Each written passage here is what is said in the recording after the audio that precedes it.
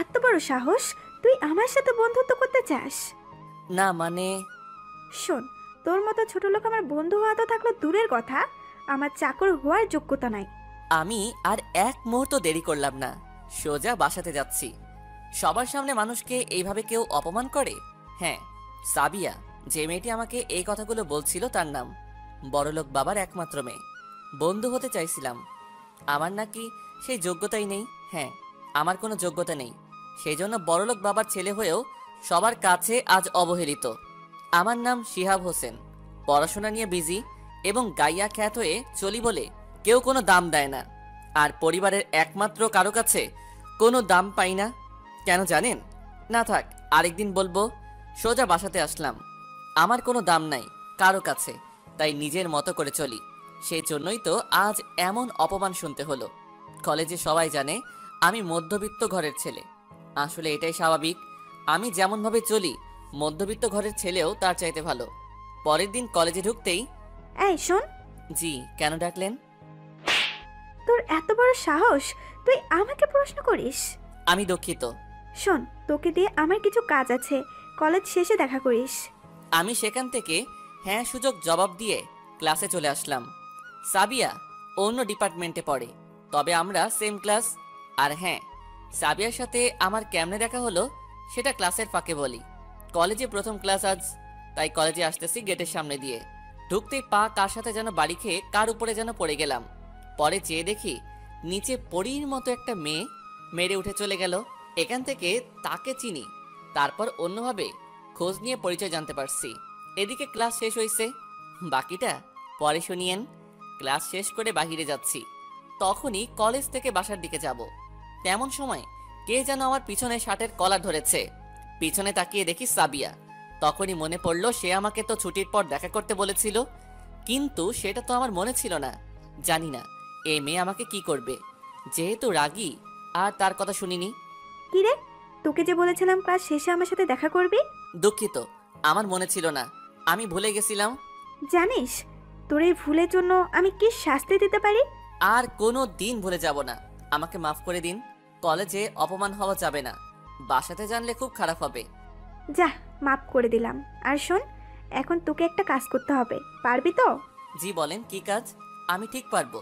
এই নে একটা চিঠি, ওই যে একটা আপুকে দেখতেছিস, তাকে গিয়ে দিবি। আচ্ছা ঠিক আছে। আমি চিঠিটা নিয়ে সামনের দিকে যাচ্ছি, আর ওর বান্ধবী মিলে হাসতেছে।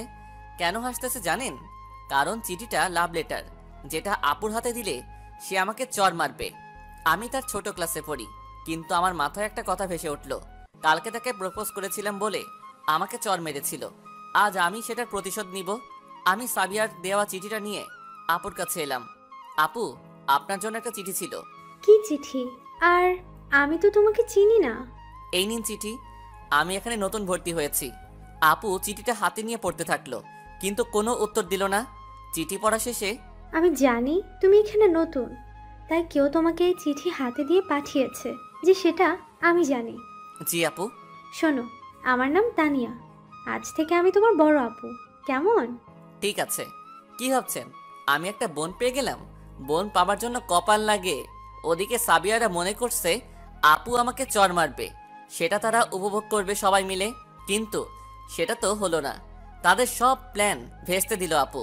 তাদের মুখ এখন একটু গোমরা হয়ে আছে। দূর থেকে যতটা বুঝতে পারছি আর কি। আমি আপুর হাত থেকে চিঠিটা নিলাম, পরে দেখি কি লেখা আছে। আগে তো খুলে দেখিনি, তাই। প্রিয় আবুলের মা, আশা করি ভালো আছো। তুমি না দেখতে মূলার মতো সাদা, তবে তুমি বেশ টমেটোর মতো লাল। তোমার চোখগুলো জিলাপির মতন। আর হ্যাঁ, তোমার ওই ঠোঁট দুটো মিষ্টি কুমড়ার মতো, ইত্যাদি। এইসব লেখার পরে আমার মাথায় রক্ত ওঠার মতন। তাই আপুকে বললাম, আর সাথে সাথে একটু আসতে পারবে কি? আমি আগে, আপু পিছনে আসতেছে। সাবিয়ার সামনে এসে পুরো ক্যাম্পাসের সবাই হা করে তাকিয়ে আছে সাবিয়ার দিকে। কালকে সবাই এইভাবে আমার দিকে তাকিয়েছিল মনে পড়ে। তারপর আমি বলা শুরু করলাম, তুমি কি ভেবেছো তোমার দেওয়া চিঠি পড়ে আপু আমাকে চড় মারবে? আর তুমি এখান থেকে মজা নিবে? কিন্তু সেটা হয়নি। আমি তাহার ভাই হয়ে গেছি। তুমি এসব কি লিখেছো? মনে তো হয় না পড়াশোনা করো, শুধু কলেজে এসে বাবার টাকা শেষ করো আর আমাদের মতো ছেলেদেরকে র্যাগিং করো। কি ভাবছো তুমি তোমার বাবা টাকাওয়ালা, বড় লোক, তার জন্য আমাদের তোমাকে ভয় পেতে হবে? শোনো, তোমার মতো টাকাওয়ালাদের কলেজে কোনো দাম নাই। আর যদি কাল থেকে ভালোভাবে পড়াশোনা করতে হয় কলেজে আসবে, তা না হলে আসবে না। এটা আমার কথা না, কলেজের সবার কথা। আমার কথা শেষ করার পর সবাই হাততালি দিচ্ছে, এমনকি স্যারেরাও। আর সাবিয়া মাথা নিচু করে গালে হাত দিয়ে দাঁড়িয়ে আছে, সাথে বান্ধবীরাও। মনে পড়ে কালকে আমাকে এমনভাবে রেখেছিলে, আজ আমি তোমাকে এমনভাবে অপমান করলাম। সাবিয়া তার বান্ধবীদের সাথে করে গালে হাত দিয়ে কলেজ থেকে চলে গেল। আমি পরে বাসার দিকে আসলাম আপুকে বিদায় জানিয়ে। ওদিকে সাবিয়া বাসাতে গিয়ে রাগে বাঘ হয়ে আছে, ওর বান্ধবীরা নানান কথা বলতেছে। কিরে সাবিয়া, এখন কি করবি ভাবছিস, নাকি আঙ্কেলকে বলবো? না থাক, বাবাকে বলা যাবে না, আমার ম্যাটার আমি সামলে নিব। তাহলে কি করবি এখন? সেটা কাল থেকেই দেখতে পাবি কি করি আমি, আর ওই শিহাবের বাচ্চাকে কি করি। এদিকে আমার তো কেউ কোনো খবরই নেয় না বাসাতে। আর হ্যাঁ, আপনাদেরকে বলি, আমাকে সবাই কেন দেখতে পায় না। গত 1 মাস আগে আমার ভাবির, মানে আমার চাচাতো ভাইয়ের বউ বাপের বিয়ে বাড়িতে গিয়েছিলাম। সেখানে ভাবির ছোট বোন আমাকে প্রপোজ করেছিল, আমি রাজি হই নাই। পরে সে আমার রুমে ঢুকে চিল্লানি দেয়, আর ওই বাসার সবাই আসে। আমি নাকি তাকে জোর করে কিস করতে চাইছিলাম, তার শরীরে নাকি হাত দিতে চেয়েছিলাম। এইরকম একটা মিথ্যা কথা বলে আমাকে ফাঁদে ফেলে। আর আমার পরিবার সেটা সত্যি বুঝে নেয়, আমার কথা কেউ শোনেনি। এরপর থেকে কেউ আমাকে দেখতে পারে না। আগামীকাল কলেজে গিয়ে দেখি তানিয়া আপু। পরের দিন কলেজে গিয়ে আমি একদম চমকে গেলাম, এ আমি কাকে দেখতেছি? এটা সাবিয়া নাকি অন্য কেউ? অবাক হওয়ারই কথা, যে মেয়েকে কোনোদিন মডার্ন ড্রেস ছাড়া কলেজে আসতে একদিনও দেখিনি, সে কিনা আজ শাড়ি পরে আসতেছে। সত্যি বলতে সাবিয়াকে অনেক সুন্দর ও পরীর মতো লাগতেছে। আমি নিজে আরও একবার প্রেমে পড়ে গেলাম, কিন্তু প্রেমে পড়ে কোনো লাভ নাই। আমি একটা খ্যাত, আমার সাথে কেই বা প্রেম করবে? সেদিন প্রপোজ করে যে অপমানটি করেছে তা আজও মনে আছে। একটু পর আর তাকে দেখা হলো না, কই যেন মিলিয়ে গেল। কিন্তু তাতে আমার কি?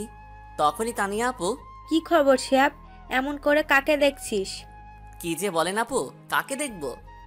ভালো, চল ওদিকে গিয়ে বসি। আমি আপুর সাথে ক্যাম্পাসের এক সাইডে গিয়ে বসলাম, আপু আর আমি।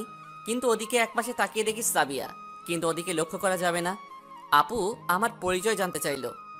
আচ্ছা, তোর তো পরিচয়টা আমাদের এখনো দেসনি। আমি কি পরিচয় দেব বলো? আমি যে একটা খ্যাত। শোন, আমি না তোর আপু, মিথ্যা বলবি না। আসলে আমি এই শহরের ব্যবসায়ী আজিজুল রহমানের ছেলে।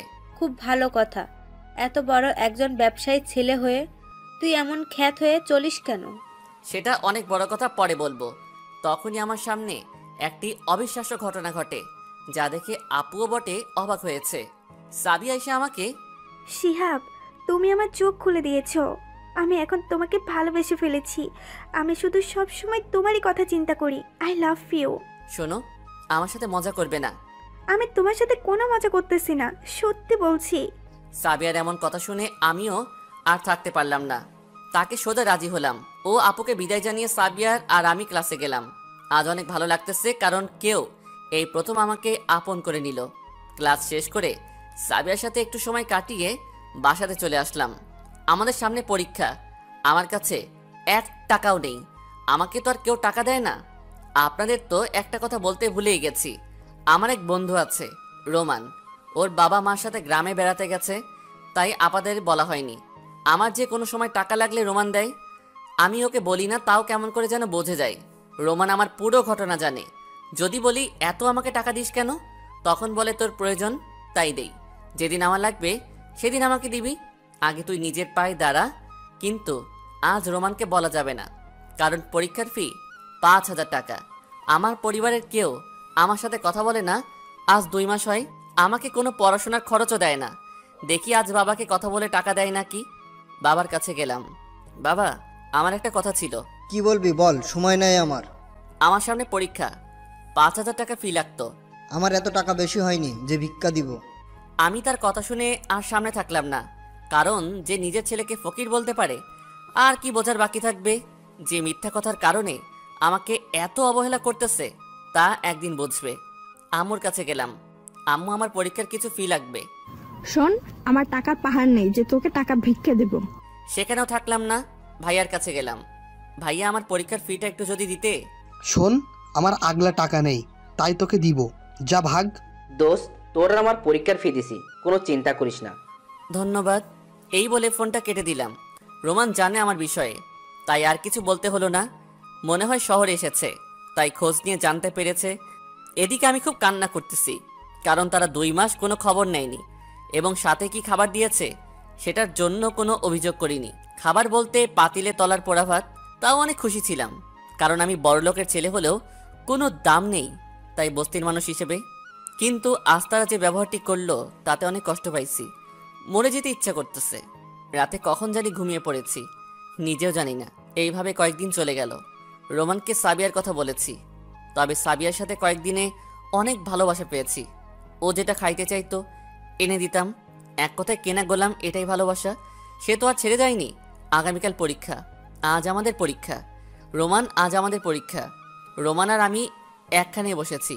ভালোভাবে পরীক্ষা শেষ করলাম। পরীক্ষা দিয়ে বাইরে এসে, দোস্ত, পরীক্ষা তো দিলাম, এই পরীক্ষাটা দেওয়ার জন্য গ্রাম থেকে এসেছি। আবার যাইতে হবে, দাদু অসুস্থ তো। ওকে, সমস্যা নাই। প্লিজ নিজের খেয়াল রাখিস। আর হ্যাঁ, কোনো টাকার দরকার পড়লে ফোন করবি। এই বলে রোমান গাড়ি নিয়ে সোজা চলে গেল। সাবিয়া দেখেনি যে রোমান আমার বন্ধু। আর হ্যাঁ, একটা পরীক্ষা মানে আমাদের কলেজে এইরকম নিয়ম হয়েছে, অন্য কিছু আবার ভাববেন না। আমার আর পড়াশোনা 3 বছর আছে। তো একটু পর সাবিয়া আসলো। চলো আজ আমার বন্ধুদের সাথে তোমার পরিচয় করিয়ে দেব। আমি সাবিয়ার সাথে গেলাম ক্যাম্পাসে, কিন্তু সেখানে গিয়ে শোনো, এ হলো আমার খ্যাত পিএফ। সবাই হেসে উঠল। আমি বোকার মতো দাঁড়িয়ে আছি। কি আর করব, একজন ভালোবাসার মানুষ তো। পরে তারা নানানজন নানান খাবার জিনিস আনতে দিল। মনে হয় চাকর হিসেবে আমাকে সাবিয়া এনেছে। কেমন জানি আমার কাছে এই কাজগুলো করতে খারাপ লাগে না। তাও আমার একজন ভালোবাসার মানুষ আছে তো। কিন্তু আজ একটা সমস্যা হয়েছে। তানিয়া আপু আমাকে এই করতে দেখে। আপুর সাথে দেখা করা যাবে না, তা না হলে বকা দিবে। আপুও আমার একজন আপন মানুষ, নিজের ভাইয়ের মতোই দেখে। কিন্তু আমি আপুকে এড়িয়ে চলি একটু। বেশ কয়েকদিন গেল, সাবিয়া সেই চাকরের মতো করে নানান কাজ করে নেয়। আর বাসার কথা কি বলবো, ওই যে সেদিন একটু কথা বলেছিলাম, আর আজ পর্যন্ত কেউ কোনো কথা বলে নাই। সামনে দেখলে এড়িয়ে চলে। এখনো তাদের অবহেলা শেষ হয়নি, সামান্য বিষয়ের জন্য। ভাবতেই কান্না চলে আসে। কিন্তু কি করব, এটাই যে আমার নিয়তি। কাউকে কিছু বলতে পারিনি, এমনকি আপুকেও বলিনি। বাহিরে সব সময় হাসি খুশি থাকি, তো বুঝতে পারে না। আর হ্যাঁ, আমি বাসাতে আসলে আর বাহিরে বের হই না। কেমন করেই বা বের হব? আমি তো থাকি একটা নিচতলার রুমে, সেখানে কেউ আমাকে দেখতে আসে না। সেদিন থেকেই তো আমার উপরে আরামে থাকার যোগ্যতা হারিয়ে ফেলেছি। থাক, আর কিছু বলতে পারবো না। অনেক কান্না আসতেছে। আপনারা বুঝেই নিন আমি কত ভালো আছি। আজকে রেজাল্ট দিবে, সেজন্য কলেজে গেলাম। গিয়ে দেখি আজও রোমান আসে নাই। ওর দাদা নাকি মারা গেছে। শুনেছিলাম আপুর সাথে গিয়েই দেখা হলো। বোনকে তো ভুলেই গেছিস। যাই হোক, দেখবো আজ রেজাল্ট কেমন করিস। আমি কিছু বললাম না। আপুর সাথে রেজাল্ট দেখতে গেলাম। গিয়ে যা দেখলাম, তাতে আমি আর আপু খুশিতে আত্মহারা। মানে আমি প্রথম, রোমান দ্বিতীয়, সাবিয়া তৃতীয়। আপু অনেক খুশি হয়েছে। সেই খুশিতে একটু পর সাবিয়া বলে, শোনো, আজ আমার বাসাতে পার্টি হবে, তোমরা সবাই আসবে কিন্তু। এই বলে চলে গেল। কিন্তু একটা বিষয় খটকা লাগলো। সবার উদ্দেশ্য করে বলো, আমাকে কেন একবারও আলাদাভাবে বলো না? হয়তো বলার প্রয়োজন মনে করেনি বা মনে নেই, এই কারণে আমাকে বলেনি। যাই হোক, আমি তাও যাব। অনেক দিন হয় ভালো খাবার খাই না। যদি আজ ফ্রিতে ভালো খাবার খেতে পারি। কি ভাবছিস রে? ভাবছি পার্টিতে যাব। তুমি যাবে তো? আমার সময় হবে না। এই বলে আপুর সাথে আড্ডা দিয়ে বাসাতে চলে আসলাম। কিন্তু রোমানের জন্য মন খারাপ। ও যদি আজ থাকতো অনেক খুশি হতো, কিন্তু নাই। আমি যেই বাসাতে আসলাম, আমার নিজের রুমে ঢুকলাম, সামনে দিয়ে ভাইয়া গেল, কিন্তু একবারও বলল না যে কেমন রেজাল্ট করেছি। আমার কি কপাল, এত ভালো রেজাল্ট করেও কেউ কোনো খবর নিল না। তাই মনের দুঃখে কান্না করতে করতে ঘুম দিলাম। আর হ্যাঁ, আমার কিন্তু দুপুরে কোনো খাবার জোটে না, পানি খেয়ে থাকতে হয়। শুধু সকাল আর রাতে জোটে। বর্তমান সময়ের মজার হাসির ফানি ভিডিও দেখতে চান? এখনই ভিজিট করুন সাগর আহমেদ ইউটিউব চ্যানেল। বিকাল 5টার দিকে ঘুম থেকে উঠলাম। তখনই মনে পড়ল আমাকে তো পার্টিতে যেতে হবে। রেডি হচ্ছিলাম, কিছু ভালো জামা কাপড় ছিল, সেগুলো পরলাম। তখনই উপরে রান্নাঘর থেকে ভালো খাবারের সুগন্ধ আসতেছিল। মনে হয় কোনো আত্মীয় আসবে। ভাবির কণ্ঠে শুনতে পেলাম তার নাকি বোন আসবে। কিন্তু এটা শুনে চিন্তাতে পড়লাম, আবার আমার সাথে খারাপ কিছু হবে না তো? যা হবে পরে দেখা যাবে। সাবিয়াদের বাসার সামনে আসলাম। অনেক সুন্দর করে সাজানো, তবে আমাদের মতো বড়লোক না, আমাদের চাইতে একটু নিচে হবে। এমন সময় মনে পড়ল, আমি কিসের বড়লোক? আমি তো একটা না থাক, ভিতরে গেলাম। গিয়ে সাবিয়াকে দেবার মতো কিছু ছিল না, কিছু টাকা ছিল, সেটা দিয়ে একটা ফুলের তোড়া কিনে দিয়েছি। সবাই নানান রকম গিফট দিচ্ছে, কিন্তু আমি কিছুই দিতে পারলাম না। অনেক খারাপ লাগলো বিষয়টা। একটু সাইডে যেতেই দেখি খাবারের আয়োজন, নানান রকম খাবার, বড়লোক বলে কথা। দুপুর থেকে পানি খেয়ে আছি, অনেক খিদে লেগেছে, তাই দেরি না করে খেতে বসলাম। দেখি সবাই এসেছে আমাদের ক্লাসের, ওদিকে ধ্যান না দিয়ে খেতে শুরু করলাম। ভালো খাবার অনেক দিন পর খেলাম। খাওয়া শেষে দেখি সবাই আমার দিকে তাকিয়ে আছে। আমি এত খুশি, খেয়াল না করে একপাশে গিয়ে দাঁড়াতেই আমাকে কে যেন ডেকে নিয়ে গেল। কিন্তু সেখানে দেখতেছি কলেজের সবাই। সাবিয়া একটা জায়গাতে দাঁড়িয়ে কিছু বলবে মনে হচ্ছে। আমাকে সাবিয়া পাশে নিল। সবাই এখানে আসার জন্য ধন্যবাদ। তবে আজ যে উদ্দেশ্যে পার্টি সেটা হলো, আমার পাশে যাকে দেখছেন সে নাকি আমাকে ভালোবাসে, কিন্তু আমি তো মনে করি আমাকে ভালোবাসার তার কোনো যোগ্যতাই নেই। তুমি কি আমাকে অপমান করতে চাও? হ্যাঁ, সেই জন্যই তো তোকে এখানে ডেকেছি। তুই কি ভেবেছিস তোকে আমি ভালোবাসবো? তোর সেই দিনের চর মারার রিভেঞ্জ নেবার জন্য আমি তোর সাথে নাটক করেছি, তাই তো কলেজের সবার সামনে তোকে ডাকা হয়েছে। আর তুই তো একটা ছোট লোক, তোকে কেমন করে ভালোবাসবো আমি ভাবলি কেমনে? যেদিন আমার বাবার মতো বড় লোক হতে পারবি সেদিন দেখা যাবে। এরপর সাবিয়া দারোয়ান ডেকে আমাকে ঘাড় ধাক্কা দিয়ে বের করে দিল। আমি তখনও বোবা, কানে কিছুই যাচ্ছে না। কলেজের সবাই তো হাসাহাসি করতেছিল। আমার সব ইচ্ছা শেষ। আমি এত বোকা, আগে জানতাম না। যাকে এত ভালোবাসলাম সেও এত পর করে দিল। বোবার মতো হাঁটতে হাঁটতে বাসাতে আসলাম। আমার মাথায় কিছুই ঢুকতেছে না। নিজের রুমে এসে সাবিয়ার কথা ভাবতেছি। সে কেন আমার সাথে এমন করলো? কলেজের সবার সামনে আমাকে অপমান করলো। আমার মান সম্মানের কথা একবারও ভাবলো না। সত্যি বলতে ভুলটা আমার। আমি যদি সেখানে খাবার লোভে না যেতাম তাহলে অপমান করতো না। কি করব বলেন? এটাই যে আমার কপালে আছে। যাকে ভালোবেসেছিলাম সেও নাটক করেছে, তাকে কিছু বলতে পারলাম না। রুমে শুয়ে আছি, তখনই কে যেন দরজাতে নক করতেছে, কিন্তু আমার রুমে তো কেউ আসে না। কে আবার আসলো? আজ এত বড় ভাগ্য। রুমের দরজা খুলতেই দেখি ভাবির বোন। তাকে দেখে আমার কলিজা শুকে গেল। সে আবার আজ আমার সাথে কোনো কিছু করবে না তো? কি খবর? একদিনের মিথ্যাতে এই অবস্থা? অযথা আমাকে বিরক্ত না করে এখান থেকে চলে যান, তা না হলে কিন্তু খারাপ হবে। সেটা পরে দেখা যাবে। বলো, তুমি আমাকে ভালোবাসবে কি না? আমি কোনো দিন আপনার মতো বেয়াদব মেয়েকে ভালোবাসবো না। আমি একজনকে ভালোবাসি। ও তাই? দাঁড়া, আমি বেয়াদব, দেখ তাহলে কি করি।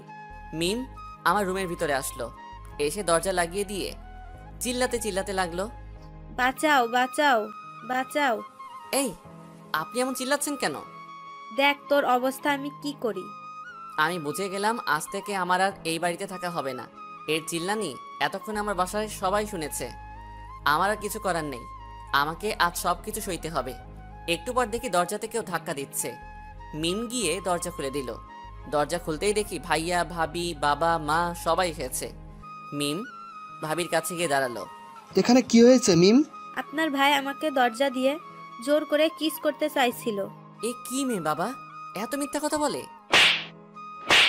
তোর মতো খারাপ ভাই থাকা মানে আমাদের সব মান সম্মান শেষ। তোকে আজ উচিত শিক্ষা দিব। কি আর করার, নীরবে সব সইতে হবে।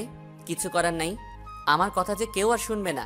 এই বেয়াদবটাকে আজ এমন শিক্ষা দেব যাতে কোনোদিন আর কোনো মেয়ের দিকে চোখ তুলে তাকাবে না। এই বলে ভাইয়া বাবা আমাকে ইচ্ছা মতো মারতে থাকে। আমার সামনে দাঁড়িয়ে থাকা মা একটি বারও বারণ করলো না। কেউ আমার কথাটা একবারও শুনলো না। আমাকে মেরে অজ্ঞান করে চলে গেল। পড়ে রইল নিথর দেহ। আমি আজ ভেবেই নিয়েছিলাম আমার সাথে এমন কিছু একটা হবে, সেটাই সত্যি হলো। আমি রুমে একা পড়ে রইছি, দেখার কেউ নাই। এখন ভোর 4টা বাজে। প্রায় 8 ঘন্টা পর জ্ঞান ফিরে এলো। যেখানে পড়েছিলাম সেখানে পড়ে আছি, কেউ একটি বারও দেখতে এলো না। তাই সিদ্ধান্ত নিলাম আমি এই বাড়ি ছেড়ে চলে যাব। যেখানে আমার কোনো দাম নাই সেখানে আমি কেন পড়ে নিজের জীবন শেষ করব? তাই আজ আমি এই বাড়ি ছেড়ে চলে যাব। কিন্তু আমার তো যাবার কোনো জায়গা নাই। যেখানে যাব সেখানেই সবাই এমন করবে, তা বাদে আমার কাছে একটা টাকাও নাই। যাই হোক আমি চলে যাব, কিন্তু আমার শরীরের যে অবস্থা হাঁটাই মুশকিল। তাও চলে যাব। যাওয়ার আগে 3 জনের নামে 3টা চিঠি লিখে রেখে গেলাম। একটা সাবিয়ার জন্য, বাবা মা ভাইয়ার জন্য। চিঠিগুলো আমার বিছানার উপর তাদের দেওয়া মোবাইলের উপর রেখে গেলাম, যদি কোনোদিন চোখে পড়ে। আর সাবিয়ারটা পোস্ট অফিসে দিয়ে গেলাম। এখন ভোর 5টা, কেউ ঠিকভাবে ওঠেনি। আমি শুধু একলা হাঁটতেছি। কোনো দিক দিয়ে কোন দিকে যাচ্ছি কিছুই জানি না। আর আসার সময় কিছুই নিয়ে আসিনি। প্রায় 1 কিলোমিটার হাঁটার পর দেখি তানিয়া আপু আমার সামনে। আমার অবস্থা দেখে আপু আমার কাছে ছুটে আসলো, কিন্তু আপু আমাকে দেখলো কেমনে? মনে হয় সকালবেলা জগিংয়ে বেরিয়েছে। আপু আমার কাছে এসে দাঁড়াতেই, কি রে শিহাব, তোর এই অবস্থা কেন? আমি কিছু বলতে পারতেছি না। মায়ের খাবার পর থেকে গায়ে কথা বলারও জোর নাই। কষ্ট করে হেঁটে চলে আসলাম। আমি কিছু বলতে না পেরে সোজা অজ্ঞান হয়েছি। কিছু বলতে পারলাম না আপুকে। যখন জ্ঞান ফিরল তখন দেখলাম একটা সাজানো গোছানো রুমে, আর গায়েও একটু ব্যথা কম। কিন্তু আমি কই? একটু পর দরজাতে তাকিয়ে দেখি আপু আর তার সাথে 2 জন লোক আসলো। মনে হয় মা বাবা। কি রে, কেমন আছিস? ভালো, কিন্তু আমি এখানে কেন? তুই আমাদের বাসার সামনে এসে জ্ঞান হারাস, তারপর তোকে এখানে আনি। কিন্তু তোর গায়ে এগুলো কিসের দাগ? কিছু না আপু। বাবা, তোমার আপু কিন্তু অনেক চিন্তায় আছে। বলো, এগুলো কিসের দাগ? থাক বাবা, আমি যদি ওর আপু হতাম তাহলে সত্যিটা বলবে। আসলে আপু, তারপর সব খুলে বললাম। কিন্তু আপু কান্দে কেন? সাথে তার বাবা মাও। আপু কান্দো কেন? আর আমাকে চলে যেতে হবে? কই যাবি আর কার কাছে যাবি? হ্যাঁ, যেদিকে 2 চোখ যাবে। তুই কোনোখানেও যাবি না। তোকে তুই আজ থেকে আমার নিজের ভাইয়া হয়ে এখানে থাকবি। শোনো শিহাব, তুমি আজ থেকে আমাদের সাথে থাকবে। তুমি আমার ছেলে। যারা তোমাকে এত কষ্ট দিয়েছে তাদের কাছে কেন যাবে বলো? শোনো বাবা, তোমাকে যে তোমার বাবা ভাই মিথ্যা কথা শুনে এমন করেছে, তোমাকে অবহেলা করেছে, তাদের সবাইকে শিক্ষা দিতে হবে। তোমরা আমার ভাইটাকে কি খাবার দিবে না? দেখতে পাচ্ছ না, না খেয়ে আছে। আমি তো ভুলেই গেছি। চলো সবাই। আমি এতক্ষণ কিছুই বলতে পারি নাই, তাদের কথা শুনছিলাম। এই দুনিয়াতে তাহলে এইরকম মানুষও আছে যারা কিনা আমার মতো অসহায় ছেলেকে এইভাবে কাছে টেনে নেয়। খাবার খেয়ে আপু আমাকে রুমে নিয়ে আসলো। আচ্ছা, তুই কি এত বোকা যে নীরবে সব সয়ে গেলি? কি করব বলো, তারা যে ছিল টাকাওয়ালা, আমি তো সাধারণ হয়ে গেছি। বুঝলাম, কিন্তু সাবিয়া? আমি আপুকে সব খুলে বললাম। আপুকে খেয়াল করে দেখলাম সে কিছুটা রাগান্বিত হয়েছে। তোকে আজ যারা এইভাবে অপমান অবহেলা করেছে, তুই তাদেরকে তার পাল্টা জবাব দিবি। কিভাবে আপু? তোকে ওসব চিন্তা করতে হবে না, বাবা সবকিছুর ব্যবস্থা করবে। এখন ঘুম দে, কেমন?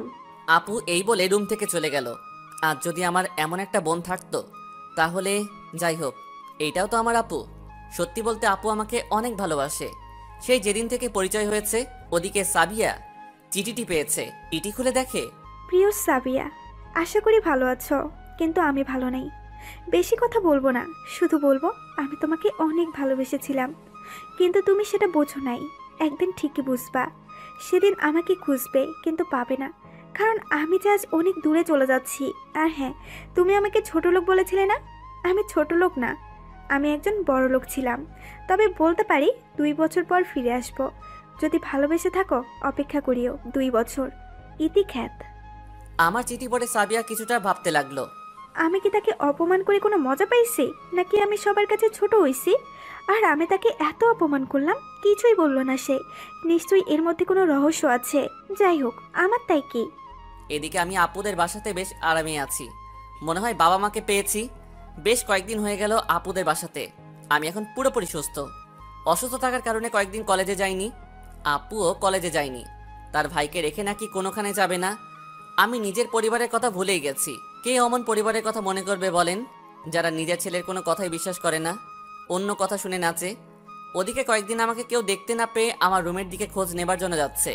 কেননা আমি যদি রুমে থাকতাম তাহলে নিশ্চয়ই বাহিরে একবার হলেও তাদের সামনে পড়তাম, কিন্তু পড়িনি। আর আমি যদি মরে গেলেও গন্ধ বাহির হইতো, কিন্তু আমার কোনো খবর নাই। আর হ্যাঁ, ভাইয়ের শালি এখন আমাদের বাসা থেকে যায় নাই। সবাই মিলে আমার রুমে আসলো। দরজা খুলে দেখে আমি নাই। আমি তো আগে চলে এসেছি। সব কিছু রুমে ঠিকঠাক আছে, শুধু মানুষ নাই। তার পরিবর্তে 2টা চিঠি দেখা যাচ্ছে মোবাইলের নিচে। চিঠি দুটো তুলে হাতে নিয়ে বাবা, একটা ভাইয়া, একটা নিল। তারপর, প্রিয় বাবা, আমার সালাম নেবেন। আমি আপনার এমন হতভাগা ছেলে যে কিনা আপনাদের মুখের সামনে দেখে বাবা বলে ডাকতে পারি নাই। জানেন, আপনি যে কারণে আপনার ছেলেকে অবহেলা করেছেন তা ছিল একদম মিথ্যা। আমি কোনোদিন ভাইয়ার শালিকে কিছু করতে চাই নাই। সে আমাকে প্রেমের প্রস্তাব দিত বারবার। আমি রাজি হই নাই বলে সে এমন নাটক করেছে। আর আপনারা আমার কোনো কথা না শুনেই তার কথা শুনেছেন। একটিবারও আমাকে কিছু বলতে দেন নাই। আমি সব কিছু মেনে নিয়েছি, কিন্তু কষ্ট পেয়েছি কোন দিন জানেন? আপনারা আমাকে দুবেলা কুকুরের খাবার খাওয়ান, তাও মন খারাপ করিনি। কিন্তু যখন সামান্য পরীক্ষার ফির জন্য আমাকে ভিখারি বানিয়েছিলেন সেদিন খুব কষ্ট পাইছি, কারণ মানুষ ভিখারিকেও এমন করে বলে না। আর আপনি জানেন কি, আমি এই বছরে আপনাদের ডিপার্টমেন্ট প্রথম হয়েছি। যাই হোক, আর কিছু বলবো না, শুধু একটা কথাই বলবো, আমি নির্দোষ, আমার কোনো দোষ নাই। আর হ্যাঁ, তোমরা ভাইয়ার শালিকে কিছু বলবে না, কারণ সে আমার ছোট বোন, আমি তাকে বোনের চোখে দেখেছি। আর আমাকে খুঁজেও কোনো লাভ হবে না, আমি এতক্ষণে এই জায়গা থেকে অনেক দূরে চলে গিয়েছি। ইতি, নাম নাই। চিঠি পড়ে বাবা ভাইয়া দুজনে অনেক কান্না শুরু করে দিল। তাদের কান্না দেখে ভাবি একটা চিঠি পড়ে মাকে শোনালো। তারপর তারা দুজনে কান্না শুরু করলো, কারণ চিঠি দুইটাতে সেম কথা লেখা। এই চিঠি পড়ে তারা নিজেকে নানান কথা বলতে লাগলো, কিন্তু বলে কোনো লাভ নাই। আজ আমার নিজের কারণে আমার ছেলেকে হারিয়ে ফেললাম। কিন্তু কোনো লাভ নাই, আমি আর তোমাদের কেউ না। আমার নতুন পরিবার পাইছি, তাদের কোনো দিন বলতে পারবো না।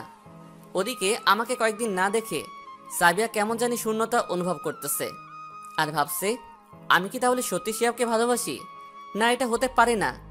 নানান বিষয় নিয়ে ভাবতে থাকে, শুধু আমাকে নিয়ে ভাবে। কোনো লাভ নাই চান্দু, আমি আর তোমাকে কোনো দিন আপন করে নিব না। এখন বর্তমানে আজ আপুকে অনেক রাজি করিয়ে কলেজে পাঠালাম আমার ডিপার্টমেন্টের খবর নিতে।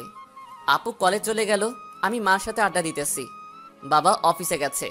বাবা মা মানে চিনলেন না, আঙ্কেল আন্টি।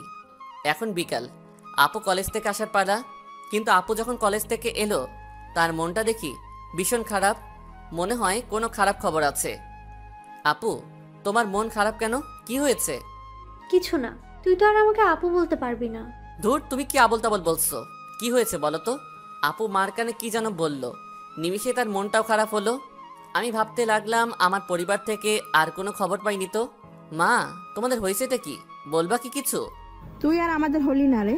তুমি কলেজ থেকে বিদেশে যাওয়ার স্কলারশিপ পেয়েছো। আগামী 8 তারিখে তোমার ফ্লাইট। সবাই খুব খুশি, আমি মন মরা, কারণ আজ 4 তারিখ, আর 3 দিন বাকি আছে। মনটা একেবারে খারাপ হয়েছে। সবাইকে ছেড়ে কেমনে যে চলে যাব, আর আপুকে ছাড়া এক মুহূর্ত কাটে না। তাকে কেমনে ছেড়ে যাব? আমি তোমাদেরকে ছেড়ে কোনোখানে যাব না। তুই যাবি না, তোর বাপ যাবে। ঠিক আছে, তবে বাবাকে পাঠাও, আমি যাচ্ছি না। এই কথা বলতে আপু একটা দৌড়ানি দিল। সোজা বাহিরে আসলাম, আর আমাদের কাহিনী দেখে তারা দুইজন হাসতে থাকলেন। বাহিরের পরিবেশটা কেমন জানি পাল্টে যাচ্ছে। আমি 2 দিন আগে ছিলাম কত কষ্টে, আর এখন কত সুখে। সাবিয়ার কথা বলতে বসেছি। আর হ্যাঁ, আপনারা মনে করেছেন অপমানের কথা আপুকে বলেছি, তা বলি নাই। বাহির থেকে আড্ডা দিয়ে বাসাতে এলাম। রাতে খাবার খাচ্ছি, তখনই আপু একটা কথা মনে করিয়ে দিল সবার সামনে। মনটাই খারাপ করে দিল। কি রে, সাবিয়ার সাথে কি কোনো কথা হয় না? না, হয় না, বাদ দাও তো এসব। ওকে, তুই যা, ভালো মনে করিস। তবে মেয়েটা দেখতে কিন্তু হেব্বি, তোর সাথে ভালো মানাবে। আপু, তোরা দুজন কিশোরী করলি বলতো? আর সাবিয়াটা কে? হ্যাঁ, ওটা তোমাদের ছেলের। আপুকে আর কিছু বলতে দিলাম না। না মানে আমার বন্ধু। এইভাবে দুষ্টমির মাধ্যমে খাবার খাওয়া শেষ হলো। আগে নিজের বাসাতেও ভাইয়া ভাবির সাথে কত মজা করতাম খাবার টেবিলে, কিন্তু সেগুলো আর মনে পড়ে না। অবহেলা সইতে সইতে এমনই হয়েছে যে আমি কে আর আগে কোথায় ছিলাম সব ভুলে গেছি। পরের দিন সকালবেলা ঘুম থেকে উঠে দেখি বাসাতে অনেক ভালো ভালো খাবার রান্না করা হচ্ছে, কিন্তু কিসের জন্য? আর কে আসবে? আপু, আজ বাসাতে কে আসবে? আর এত আয়োজন কেন? সময় মতো দেখতে পাবি, যা ফ্রেশ হয়ে নে আগে। কেন যে একটা বলতে গেলাম। যাই হোক, আবার খিদেও লেগে গেছে। ওদিকে সাবিয়া গত রাতে ঘুমাতে পারে নাই। আমার কথা চিন্তা করে রাত চলে গেছে। কয়েকদিন হলো এমন একটা জিনিস মিস করতেছে যে সে কোনোভাবেই বুঝতে পারতেছে না। সে নানানভাবে চিন্তা ভাবনা করে এটাই প্রমাণ পেল যে সে আমাকে ভালোবেসে ফেলেছে, কারণ সে আমার দুষ্টমি অনেক মিস করে। তার কথা শোনার মতো কেউ নাই, কোনো অভিযোগ করে নাই ইত্যাদি। সে ভয় পাচ্ছে আমি তাকে আপন করে নিব কিনা, কিন্তু আমি তো কোনো দিন তাকে আপন করব না। এদিকে আমি সোজা এসে খেতে বসলাম। ওই দাঁড়া, সবাই একসাথে খাবো। সবাই মানে কে আসবে? হ্যাঁ, সেটা না হয় আসলেই দেখতে পাবি। তানিয়া, ছেলেটার হয়তো খিদে লাগছে, খেতে দে মা, বারণ করিস না, পরে না হয় আবার খাবে। ঠিক আছে। আমি আমার মতো বসে গেলাম, কিন্তু তখনই কে যেন কলিং বেল চাপলো। আপু গিয়ে দরজা খুলতেই অবাক। আমার এখান থেকে আবার দরজা দেখা যায়। আপু, এ কাকে ডেকেছে? এ তো সাবিয়া, কিন্তু এখানে কেমন করে আসলো? শালার কপালটাই খারাপ। এই আপু যে এত বাড়াবাড়ি করে যা বলতে পারবো না। সাবিয়াকে দেখে মা চলে এসে, তানিয়া, মেয়েটা কে রে? তোমার ছেলের বান্ধবী কাল রাতে বলল যে। মা সেখান থেকে গিয়ে বাবাকে আবার সোজা ডেকে আনলো। মনে হচ্ছে আমার বউ বাড়িতে এসেছে, তেমন অবস্থা শুরু হয়ে গেছে। আপনারা আবার ভাবেন না যে আমি সাবিয়াকে ভুলে গেছি। ভালোবাসি, তবে প্রকাশ করব না। তাকে আগে তো কিছুটা শিক্ষা দিতে হবে। বাবা আসতেই সাবিয়া সালাম দিল। তোমার বাবার নাম কি? সাইফুল ইসলাম। শুনেই বাবা কিছুটা অবাক হলেন। আচ্ছা, তুমি ব্যবসায়ী সাইফুলের মেয়ে না তো? হ্যাঁ, আমি তারই মেয়ে। আরে বলো কি, ও তো আমার সেই বন্ধু। বলনি তো তার মেয়ে আছে? শোনো, তোমরা পরে গল্প করিও, আগে খেতে চলো। খেতে এসে সাবিয়া কিছুটা অবাক হলো, কারণ আমি এখানে থাকবো সে কোনোদিন ভাবতেই পারে নাই। আমার সামনে এসে বসলো, কিন্তু কোনো লাভ নাই। আমি তাহার দিকে তাকাচ্ছি না, আমি নিজের মতো করে আছি। সাবিয়া আমার সাথে কথা বলার জন্য নানা চেষ্টা করতেছে, কিন্তু পাচ্ছে না। সে কেমনে কথা বলবে? আমি তো তাকে কোনো সুযোগ দিতেছি না। শোনো সাবিয়া, তুমি হয়তো অবাক হচ্ছ তোমাকে কেন ডেকেছি। আর হ্যাঁ, শিহাব আমার ছোট ভাই। জানি আপু। আমার ভাইয়া স্কলারশিপ পেয়েছে, 2 দিন পরে চলে যাবে, তাই তোমাকে এখানে ডাকা। সাবিয়া আর কিছু বলতে পারতেছে না। যাকে যেমন ভাবছিল সে তেমন না, তার চাইতে বড়। সাবিয়া আড্ডা দিয়ে চলে গেল, কিন্তু আমি তার সাথে একবারও কথা বলি নাই। আপু বিষয়টা লক্ষ্য করেছে বটে। ওদিকে আমার ভাইয়া কলেজে খোঁজ নিয়ে জানতে পারে আমি বিদেশ চলে যাচ্ছি, কিন্তু আমি কলেজে আসি না, তাই আমার কোনো খবর পেল না। বাসাতে এসে বাবাকে বললে বাবা খুশিতে আত্মহারা হন, কিন্তু লাভ কি? তাদের ছেলে তো আর তাদের কাছে নাই। এই কথা মনে হতেই নিমিষে সব খুশি চোখের পানিতে পরিণত হয়। কান্নায় ভেঙে পড়েন। তাদের ছেলেকে অবহেলা করেছিল, সামান্য 5,000 টাকা দিতে পারে নাই। সেই ছেলে আজ কিনা বিদেশে পড়তে যাবে, ভাবা যায়? ভাইয়া কিছুটা শোকাহত হয়ে তার শালিকে চর মারতে চায়, কিন্তু মারতে পারে না। তাকে যে আমি ছোট বোন মেনেছি। ভাইয়া তার শালিকে সব খুলে বলে। সেটা শোনার সাথে সাথে সে ভাইয়ার কাছে ক্ষমা চায়। আর হ্যাঁ, আমি 2 বছরের জন্য বিদেশে চলে যাচ্ছি, মনে থাকবে তো? আবার পরের দিন আপু, শোনো, কোনো মেয়েদের দিকে তাকাবি না, আর শুধু পড়াশোনা করবি। সব ঠিক আছে, কিন্তু তোমাদের ছেড়ে যাইতে ইচ্ছে করতেছে না। ভালো একটা কাজ কর, তোকে যাওয়া লাগবে না। আরে ছেলেটার সাথে রাগ করতেছিস কেন? তুই কি ওকে ছাড়া থাকতে পারবি না বল? পারবো না মানে? অবশ্যই পারবো। আমার যখন বিয়ে হবে তখন তো থাকতেই হবে। ইস কি শখ! তোমাকে কে বিয়ে দিবে? হ্যাঁ, যে বিয়ে করতে আসবে তাকে। এই কথা বলেই সেদিনের মতো দৌড় দিল। চলো আপু, আশপাশটা একটু বেড়ে নেই। চল। আমরা বেড়াতে কলেজে যাচ্ছি। আর হ্যাঁ, আমার সব কাগজপাতি আপু ঠিক করেছে। পাইছি একটা আপু। কলেজে যেতেই দেখি সাবিয়া আমাকে দেখে আমাদের দিকে আসতেছে। শোন, তুই সাবিয়ার সাথে কথা বল, আমি আসতেছি। আমাকে একা রেখে চলে গেল। যার সামনে আমি আসতে চাই না, সে আমার সামনে বারবার চলে আসে। শিহাব, তোমাকে কিছু বলার ছিল। জি, কি বলবেন বলেন। না মানে, বলতেই আমি সেখান থেকে সোজা বাসাতে আসলাম। আমার এমন কাহিনী দেখে আপুও পিছনে আসলো। বাসাতে এসে রাতে, তুই কি ভেবেছিস আমি কিছু জানি না? আমি সব জানি। একটা না হয় ভুল করেছে, তার জন্য এমন করিস? এখন ঘুমাবো, কালকে সকালে যাইতে হবে আমাকে, মনে নাই? এই বলে ঘুমের দেশে গেলাম। বর্তমান সময়ের মজার হাসির ফানি ভিডিও দেখতে চান? এখনই ভিজিট করুন সাগর আহমেদ ইউটিউব চ্যানেল। পরের দিন সকালে সবকিছু রেডি, সবাই প্রস্তুত। রেডি হয়ে বিমানবন্দরে এলাম, কিন্তু এখানেও মাথাটা গরম হয়ে গেল। সাবিয়া এসেছে, আপু কাজ পায় না, কিছু না, শুধু বিরক্তিকর। আমি সবাইকে বিদায় জানিয়ে যাওয়ার জন্য রওনা দিলাম। আমি এখন বিমানে। সবার কথা মনে পড়তেছে, সবচাইতে বেশি আপুর কথা। আর নিজের পরিবারের কথা কেন যে মনে পড়ে না বুঝি না। আমি ইংল্যান্ডে এসেছি, নেমেছি, আমাকে নেবার জন্য একজন এসেছে। এইভাবে এখানে অনেকদিন কেটে গেল। আমি আমার পড়াশোনা নিয়ে ব্যস্ত। আপুর কথা মতো কোনো মেয়ের দিকে তাকাই নাই। আপুর সাথে প্রতিদিন কথা হয়। বাসাতে থাকতেও যেমন শাসন, এখানেও তেমন। তবে মাঝে মাঝে একটি অচেনা নাম্বার থেকে ফোন আসতো। পরিচয় চাইলে সাবিয়া বলতো, তখনই ফোন কেটে দিতাম। তার মায়াতে জড়াতে চাই না। আপু বলেছে সাবিয়া নাকি আগের চাইতে শুকিয়ে গেছে, আর প্রতি রাতে নাকি আমার জন্য কান্না করে। সে নাকি এখন আমাদের বাসাতেই থাকে, কিন্তু কোনো লাভ নাই, আগে আরো কষ্ট পাক। 2 বছর পর আজ আমার আশা 2 বছর পূর্ণ হলো। আমার পড়াশোনাও শেষ। আমি এখন বাংলাদেশে যে কোনো কলেজে একটা বড় পদে চাকরি নিতে পারবো। আমি আজ একজন বড় লোক, সেটাই মনে হচ্ছে। আপু বলেছে একটা সারপ্রাইজ আছে নাকি আমার জন্য। আর এই 2 বছরের নিজের পরিবারের কথা ভুলেই গেছি। জানি না তারা এখন কেমন আছে। আমি দেশে আসব। কাল আপনারা কি কেউ নিতে আসবেন না? প্রিয় পাঠকগণ, দেশে আসতেছি কেমন? আমার পড়াশোনা শেষ, বিদেশের মাটিতে এখন দেশে ফেরার পালা। কিন্তু চিন্তা করতেছি একটা সারপ্রাইজ দিব। তখনই আপুর ফোন। শিহাব, কবে দেশে আসবি রে? এই তো আর কয়েকদিন পর, সমস্যা নাই, ফোন করে জানাবো। মনে থাকে যেন। আচ্ছা ঠিক আছে। এই বলে ফোন কেটে দিলাম, কারণ সারপ্রাইজ দেবার আমি আজকেই দেশের উদ্দেশ্য করে রওনা দিব। পরের দেশে বহুত থাকছি, এবার নিজের দেশে যাব।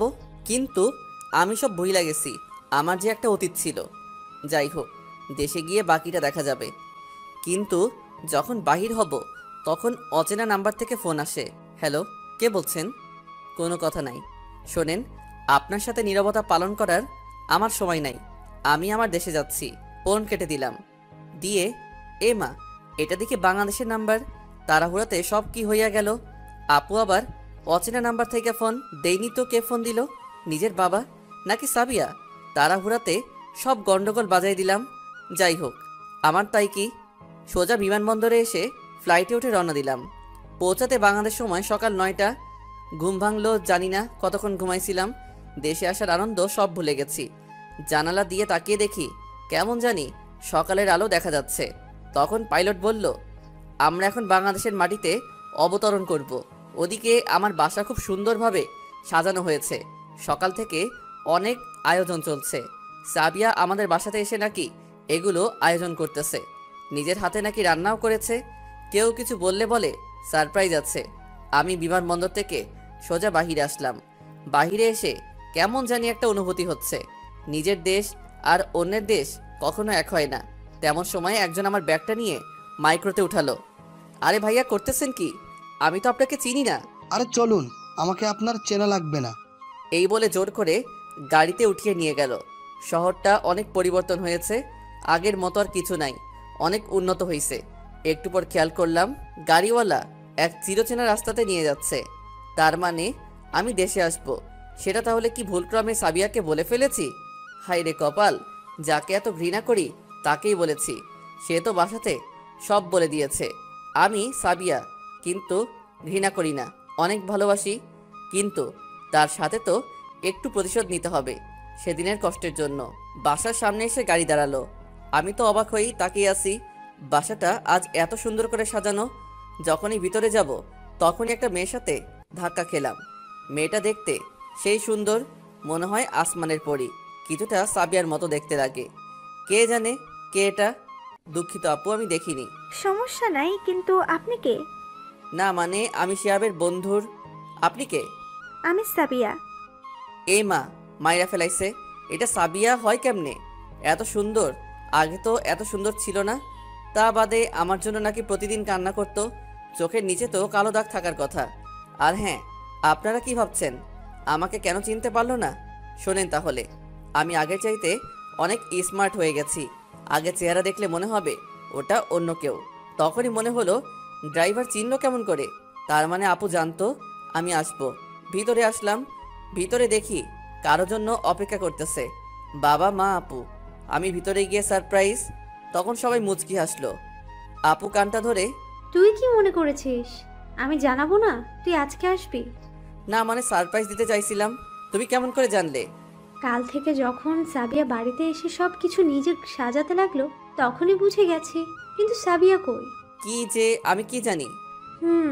সেটাই, তোকে তো চিনতে পারবে না, তুই অনেক পরিবর্তন হয়েছিস। তখনই পিছন থেকে কে যেন বলল, হ্যাঁ, চিনবো কেমন করে? তোমার ভাই তো মহানায়ক। তাকায় দেখি গেটের সামনের মাইয়াটা, মানে সাবিয়া। আমি সেদিকে খেয়াল না দিয়ে বাবা মাকে বললাম, কি ব্যাপার, তোমরা এত শুকাই গেছো কেন? আরে কি যে বলিস তুই? শুধু বাবা মাকে বলো, আমি তোর কে হই? আরে আপু, তুমি তো আরো মোটু হইয়া গেছো। সবাই একটা মুচকি হাসি দিল, কিন্তু পিছনের জন্য কিছু বলছে না। মনে মনে বলতেছে আমার প্রতি এখন রাগ কমেনি, দাঁড়া দেখাবো মজা। সাবিয়ার দিকে তাকিয়ে থাকতে ইচ্ছা করে, কে না চায় এমন সুন্দর মেয়ের দিকে তাকিয়ে থাকতে। কিন্তু তাকে তো মজা দেখাতে হবে, হার মানলে হবে না। খুব খিদা লাগছে, কেউ কি খেতে দিবে না আমাকে? মনে নাই, যা ফ্রেশ হয়ে আয়। সাবিয়া, রুমটা দেখে দে তো। এ মা, সাবিয়াকে বললো কেন? আপু তুমি যতই চেষ্টা করো না কেন, আমি প্রেমে তো পড়ে গেছি, এত সহজে মচকাবো না। চলো। জি। আমাকে তুমি করে বললেন কেন? তুমি বলবো না তো কি বলবো? কোন জমিদার তাই আপনি বলতে হবে? না মানে এত ভাব দেখাতে হবে না, পরে মজা দেখাবো। এটা তোমার রুম? এই বলে চলে গেল। আমি ফ্রেশ হচ্ছি, এমন সময় নিজের বাবা মার কথা মনে পড়ল। না, আর তাদের কষ্ট দেব না। বিকেলবেলা সবাইকে সাথে নিয়ে যাব, তবে ভাইয়াকে একটু মজা দেখাবো, সাথে ভাবিও আর তার শালিকেও। তারা এই 2 বছরে অনেক কষ্ট পাইছে, আর দেওয়া যাবে না। যতই নিজের মতো কেউ থাক না কেন। খাবার টেবিলে নানান রকম আইটেম দেখতেছি, দেখে জিভে পানি চলে আসলো। খাবার শেষ করলাম, কারোর সাথে কোনো কথা নাই। খাবারটা অনেক ভালো হয়েছে। বাহ আপু, তুমি তো অনেক সুন্দর রান্না শিখেছো। এটা আমি রান্না করি নাই, সাবিয়া করেছে। এখন সাবিয়া কিছুটা অবাক হয়ে আছে যে আমি কি বলবো। সেও খাবার খাচ্ছে। আরে ইংল্যান্ডে এরকম কত খাবার খেলাম, এমন খাবার শুধু আম্মু রান্না করতে পারতো। হ্যাঁ খেয়েছো তো। রেগে তেলে বেগুন হয়ে গেছে। আপু বলেছিলাম যে বিকালে বাসাতে যেতে চাইছিলাম, তাদের তো অনেক কষ্ট দিলাম 2 বছরে। ঠিকই বলেছিস, এবার তো দেখা কর, আর কষ্ট দিস না। তারা নিজের ভুল বুঝতে পেরেছে। ঠিক বলছো বাবা, বিকালে সবাই মিলে যাব, কেমন? আমিও একমত। সাবিয়া কথাগুলো শুনে ভাবতেছে, বলল আমিও যাব। বিকেলবেলা সবাই রেডি হয়ে যাচ্ছি। আজ অনেক ভালো লাগছে, নিজের পরিবারের সাথে দেখা করব। আর হ্যাঁ, আপনারা মনে করতেছেন আমাকে এত কষ্ট দিল, তাদেরকে কেন মাফ করলাম? আসলে আমাকে যে মা 10 মাস 10 দিন গর্ভে ধরেছে, আবার 18 বছর মানুষ করেছে, তার কাছে তারা যে কষ্ট করেছে, তার কাছে এগুলো কিছুই না। তাই রাগ করে চলে গেছিলাম। আজ আবার ফিরে আসতেছি। গাড়ি বাসার সামনে এসে দাঁড়ালো। আগের চাইতে কিছুটা পরিবর্তন হয়েছে। আমি আগে যাচ্ছি, তখনই তোমরা কে কোথায় এসেছো দেখা যাও, আমাদের শিহাব এসেছে। চাচা আমাকে চিনলেন কেমন করে? ছোট থেকে চোখের সামনে মানুষ হয়েছো, কেমনে ভুলি। সবাই মিলে ভিতরে যাচ্ছি, তখনই দেখি মা আমার কাছে আসতেছে। ভিতরে গিয়ে সোজা মাকে জড়িয়ে ধরলাম। মা, তুমি এত শুকিয়ে গেছো কেন, আর কেমন আছো? তোকে ছাড়া কেমনে ভালো থাকি বল। তখনই বাবাকেও জড়িয়ে ধরলাম। তুই তো এখন অনেক বড় হয়ে গেছিস বাবা। হয়েছি, আমাদের না হয় ভুল করেছি, তাই বলে এইভাবে চলে যাবি? আমাদের মাফ করে দে বাবা। ছি মা, তুই মাপ চাও কেন? আমি না তোমার ছেলে? এখন ফিরে এসেছি তো ভিতরে নিয়ে যাবে না? এরপর ভিতরে চলে আসলাম সবাই। ভাইয়ার সাথে কোনো কথা বলিনি। তারপর মায়ের সাথে সবার পরিচয় করিয়ে দিলাম। সবাই আজ অনেক খুশি, আমিও। শুধু সাবিয়া চিন্তা করতেছে, আজ নিজের মানুষদেরকে পেয়ে অনেক খুশি লাগতেছে। এই 2 বছর অনেক কষ্ট পাইছি, আর না, এখন শুধু সুখে থাকার পালা। তার আগে কিছু কাজ আছে, সেগুলো তো পূরণ করতে হবে। সাবিয়াকে মজা দেখানো, ভাইয়াকে মজা দেখানো, কিন্তু কেমন করে কি করব? সবাই নিজেদের আলাপ নিয়ে ব্যস্ত, আমার কোনো খবর নাই। কি আর করব মা, তার নিজের কাছে এমন ভেবে নিছে মনে হয় আমি কোনোখানে উড়ে যাব। কিন্তু সাবিয়া চিন্তা করতেছে, শিহাব এত বড় লোকের ছেলে, 2 বছর আগে তা মনেই হয় নাই, আজ তাকে দেখে মনে হচ্ছে। সাবিয়া কি ভাবছো? শিহাব এত বড় লোকের ছেলে? আপু তখন সব খুলে বলে। তখন সাবিয়া চুপ, কি আর করবে, না বুঝে ভুল করেছে। তখনই কে যেন বাসাতে আসলো।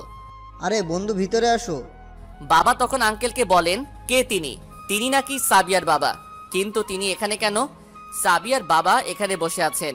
সাইফুল সাহেব, আপনারা আমার সাথে একটু সাইটে যাবেন কি? এই বলে আঙ্কেল, আন্টি, বাবা, মা একটা রুমে চলে গেল। কি যেন গোপনীয় আলাপ আছে, তারা আলাপ করতেছে। আমি সাবিয়ার বাবা, সে আপু, ভাই, ভাবি বসে। তখনই শিহাব, একটু এক সাইডে যাবি ভাই? কি করব বড় ভাই বলে কথা, আপুও ইশারায় যাইতে বলো। চলে আসলাম। ভাই, আমাদের মাফ করে দে, না বুঝে তোর উপরে অনেক অপমান করেছি, প্লিজ মাফ করে দে। আমি কি করব এখন নিজেও বুঝতেছি না। নিজের ভাই এমনভাবে বলবে তা কোনোদিন ভাবতে পারি নাই। আমাকে ভাবতে দাও কি করা যায়, কাল বলবো। তখনই দেখি ছোট একটা বাচ্চা, মনে হয় ভাইয়ার মেয়ে, তাকে কোলে তুলে নিয়ে বাহিরে আসলাম। ঠিক আমার মতন হয়েছে, বসে আছি, সবাই উপস্থিত। যেটা বুঝতে পারছি, আমার ভাইয়া নিবে এখন, কারণ সবার মুখে হাসির ছাপ দেখতে পাচ্ছি। শিহাব, এখন কি করবি বাবা? পড়াশোনা তো শেষ করলি। দেখি কি করা যায়।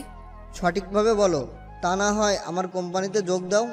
আরে না আঙ্কেল, আমার একটা চাকরি হয়েছে, মানে আমাদের কলেজে আমি আমার ডিপার্টমেন্টের প্রধান হিসেবে চাকরি নিয়েছি, যেটাতে সাবিয়া পড়ে।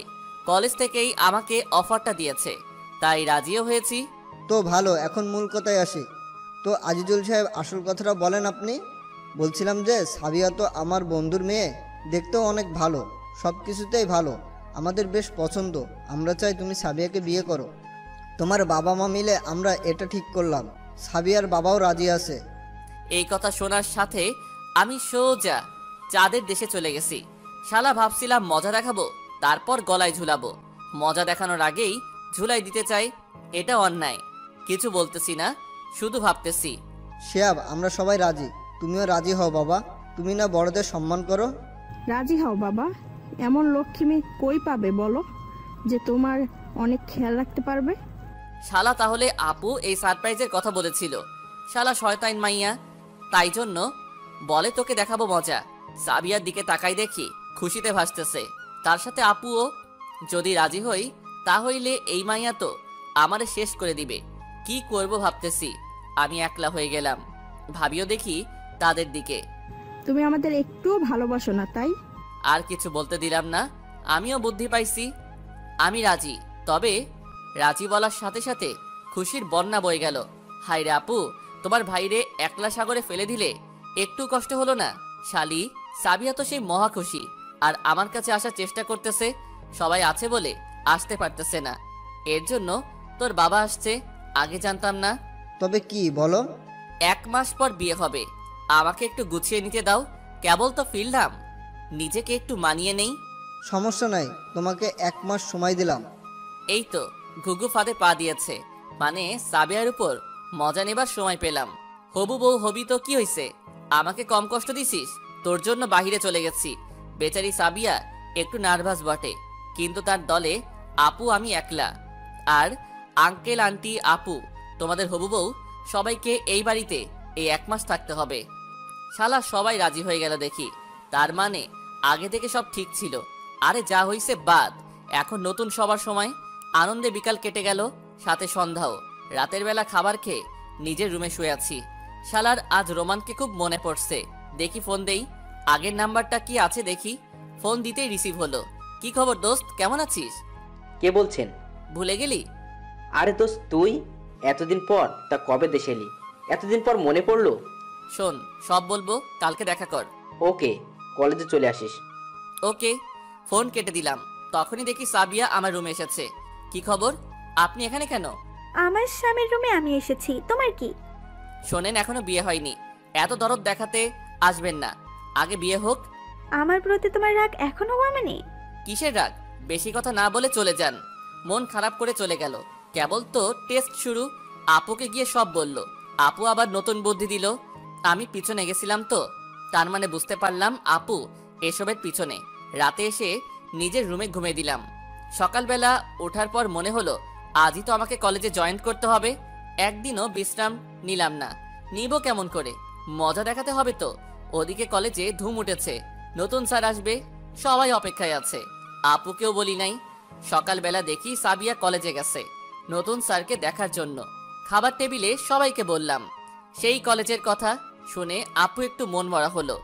যে কলেজে শিক্ষক হলাম সবাই একটু অবাক হলেন, তাই না? আসলে ডিপ্লোমা ইঞ্জিনিয়ারিং বাংলাদেশে 4 বছর, অন্য সব দেশে 3 বছর করে। কলেজে জয়েন করলাম, এখন ক্লাস নেবার পালা। আমার কি কপাল, প্রথম দিনেই সাবিয়ার ক্লাস নিতে হবে। মজা তবে হবেই। আমি ক্লাসরুমে যাচ্ছি, সবাই ভাবছে 2 বছর আগের কথা। সেদিন ছিলাম, আজ হলাম কি। সবাই চেনে আমাকে, তাই আর পরিচয় দেবার প্রয়োজন হলো না। তখনই, তুমি এখানে কেন? স্যার কই? কিসের তুমি? আপনি করে বলুন। বাবা মা কি স্যারকে সম্মান করা শেখায়নি নাকি? বেয়াদব মেয়ে। দুঃখিত, আমার ভুল হয়েছে। ঠিক আছে বসুন, আর কখনো বেয়াদবি করবেন না। সাবিয়া কিছুটা অপমান বোধ করলো। কান্দ কান্দ হইছে, কেবল তো শুরু, আস্তে আস্তে দেখো কি করি। আজকের মতো ক্লাস শেষ করে বাসাতে আসলাম। সাবিয়া দেখি আমার আগে এসেছে। আমি নিজের রুমে আসলাম সোজা, কারোর সাথে কোনো কথা বললাম না। রাতে খাবার খেলাম সবার সাথে, কিন্তু সাবিয়াকে দেখলাম না। একটু চিন্তিত হলাম বটে, তাই খোঁজ নিতে ওর রুমের দিকে গেলাম। বিছানাতে শুয়ে আছে মনে হয়। আসলে তখন এমন করে বলতে চাই নাই, সবার সামনে তুমি করে বললে তো, তাই কিছুটা রেগে গেছিলাম। I am really sorry. কিন্তু কোনো সাড়া নাই, তাই বিছানার চাদরটা তুলতে গেলাম। এই কি, সাবিয়া কই? এত কোলবালিশ। তেমন সময় কে যেন পিছন থেকে আসতেছে। তাকিয়ে দেখি সাবিয়া আর আপু। কি মনে করে এখানে? আর বিছানাতে কি করেন? হ্যাঁ না মানে কি না মানে বলিস রে, সোজাসুজি বল।